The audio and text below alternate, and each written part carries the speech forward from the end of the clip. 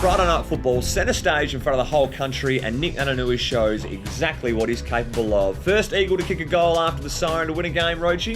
Mate, it was awesome. He come from nowhere, but it wasn't just the kick after the siren. He's had it 18 times, 20 hit-outs, 6 marks and 4 tackles. So he was really good all day. He's also had a fairly good competition with Majak Dor in the ruck. And the first one, there was a big bit of hype built up, and he lost that one, but Jizzy was keen to win the second one, and he did. And Coxie was pretty keen to make amends. How's the knees just driven into Majak? Pretty illegally, but he's going, mate, you're going to beat Nick Nana. I'm going to give you a piece of my mind. That's right. Nick Naitanui spoke to the press the day after his fantastic effort. Don't think he got a lot of sleep. Oh, no, not frightened, but pretty nervous at the same time. I think taking the kick wasn't too bad, but once that siren went, I had to go back and adjust again. But the boys were pretty vocal and letting me know just to settle my nerves. But it felt like the whole Kangaroo team was on the mark at that stage and throwing a bit of dirt at me. So it's a roller coaster ride here at the Review. We hit the peaks and now we're in the trough somewhere. Sharrod Wellingham set to miss 5 to 7 weeks. He's ended up doing his other ankle, syndesmosis they call it. He was forced out as the sub in the first quarter and we were down another midfield rotation. Yeah, 5 to 7 weeks is a long time, Tom Roche, but Eagle Vision partner Will Schofield was also another casualty, popping tendons and bones and all sorts of nasty junk out of his skin. Not too good. Oh, didn't look too good, but geez, he's tough. I mean, did that for the team. He's come back on to, limit the rotations. So, look, he's done very well there, and good effort by Scully. Good contest with the one hand paddling out of bounds. That was the highlight for me. Yeah, and I saw the crowd sort of gave him a bit there because he went with one hand, but they didn't know that he'd popped a couple of fingers out of place. So it was a good effort. He also towed up Majak Dor. Towed him up. Smashed him. Made him look a little bit silly at times. He tried the big fend off Big Majak, and I thought he was going to make it all the way down the other end, but Scully really proved that he's a quick and a very good player. It's actually 4 out of 5 times that Majak's been subbed out of a game. Just doesn't have the tank to go with players like Will Schofield when he's got to chase them all day. No, that's right. And he also tried to push Will's head into the ground. Didn't try, he did. No, he did. And don't do it because Scully's played a blinder after that. All right, so don't pump him up. He's going to be out 3 to 4 weeks. Scully spoke on the podcast. This is exactly what it was like having such a horrific injury. I went back for a spoil and the footy actually got us in the wrong direction on the finger, and the old finger popped out the front of the skin. A few bones, a few tendons poking out. It wasn't the nicest sight. And then promptly got off the ground, and I didn't look at it again until they were putting it back in place down in the rooms. And it honestly never hurt. It sounds like it would be sore, but it never really wasn't. These two blokes might be buying Nick a frothy after the game. Darren Glass 250, Scotty Selwood 100. Absolutely thrilled to get the victory and move to 11th on the ladder. Glassy's kept the Coleman leader Lindsay Thomas to 3 touches and 0 goals. What a blowout. Just shows the good touch that he's in to play on these talls and smalls, Rochi. Great effort. And also, obviously, a good game there from Scooter in his 100th. Look, you can actually catch Scooter's highlights, top 5 package on the website. So a bit of cross-promotional there. And it was great work by the boys on the night. It is. Glassy's milestone record, absolutely terrible. So good to get a victory for it. Mate, Josh Hill was one of the heroes on the night. I know Matty Prittis and Shannon Hearn were unbelievable, but we have touched on them far too much on this show. Josh Hill kept us in it in the second half, I thought. Not just his offensive work. He had 3 goals and 2 in the last quarter. But his defensive work as well was exceptional.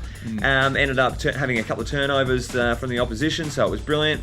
Showed plenty when the crunch time came. Oh, he did. He took a couple of grabs that I didn't think he was going to be able to mark, but he somehow wheeled his way into the position and took some great grabs. However, he's dropped the car. Whoa. Now, it's flattening. Tough criticism from you. No, he's dropped it, mate. He was up there. It would have been Mark of the Year. So he's dropped himself with Toyota. So disappointing. I think he just panicked up there, and we spoke to him on the phone exactly what was going through his mind. Mate, I've got air sickness, right? I was scared. I haven't been up that high in a while. Did you think you had a car? Did you get scared that you had a car and then you fumbled the car? I thought it did cross my mind after I dropped it. That's why I pretty much blew up afterwards. So, yeah.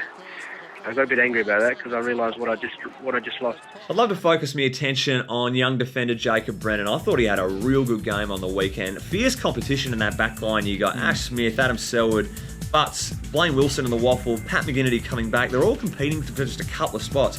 Breno was excellent. Didn't set the stats alight with his 11 touches and 8 marks, but it was solid defensive plays and a lot of 1%ers that Coach David Teague would be very happy about in his back line.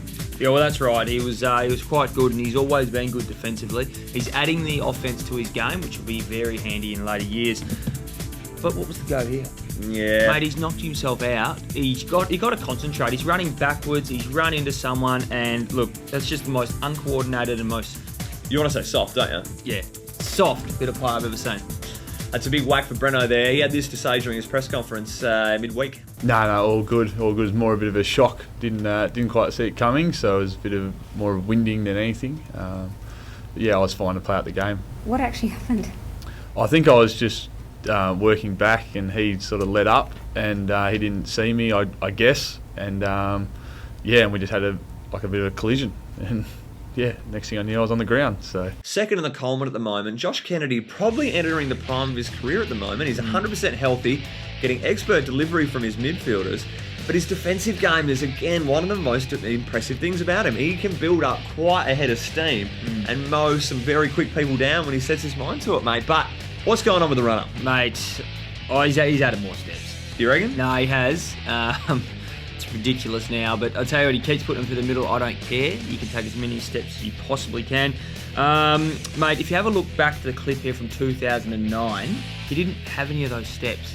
So it's definitely something he's added into his game. Someone's teaching him. Well, no, I don't know who. I mean, you've never seen it before. But anyway, it's comfortable for him and he's kicking goals, so keep it up. Midfielder Andrew Gaff was asked whether the boys give him, a lot of grief on the training track about the run-up. No, we haven't. He's got a bit of a small head. That's it. Magic moment time. Let's just assume that Nick Nat isn't eligible. Make this entertaining. Yep. I think you got to lock in Adam Selwood. I mean, this is the crucial play. If he goes out of bounds, if it's a ball up, you've got no other option. You're going to lose this game. But he is snookered on the boundary. If all else fails, go to the Selwood drop of the knees. Whether you agree with the rule or not, he can do it, and he's abled himself to do it, and without him, Nick Nat can't produce this play, and we cannot win the game. Well, that's right. And I was standing right near that contest, and he did. He just dropped his knees straight into him, and free kick. Also mentioned Lou Shuey's goal on the left foot. He's remarkable on both sides of the body, and you've got to give him props for slotting them from 40. Not many blokes can do that. No, he's pretty much an ambidextrous young Luke.